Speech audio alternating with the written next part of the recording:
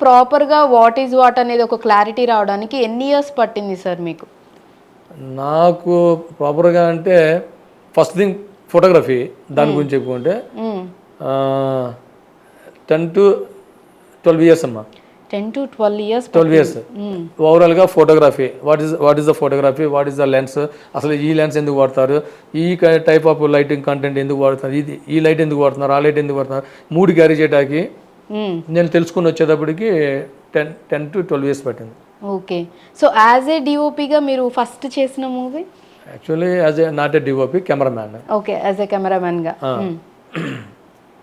అది కెమెరామ్యాన్గా చేసి వచ్చేటప్పటికి 2001 అమ్మా. 2001. 2001 అంటే 2001 అంటే మ్యాక్సిమం 88లో ఇండస్ట్రీకి వచ్చాను. హ్మ్. 99 2001 అంటే 12 ఇయర్స్. ఓకే. 12 ఇయర్స్ అయింది. హ్మ్.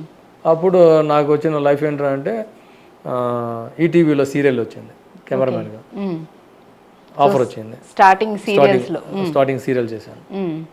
దాంట్లో కూడా ఒక 10 ఇయర్స్ ఈటీవీలో చేశానమ్మా. ఓకే. 10 అన్ని ఇయర్స్ సీరియల్స్ కంటిన్యూస్‌గా సీరియల్స్. 2001 నుంచి ఆ, అన్ని సీరియల్స్ మ్యాక్సిమం అంటే మనకి కౌంటింగ్ చేయలేదు కానీ ఒక 15 to 20 సీరియల్స్ ఓకే. చేస్తూ అలా 2018 వరకు ఓకే. కంటిన్యూ చేశారు కంటిన్యూ చేసాం. ఈటీవీలోనే. హ్మ్.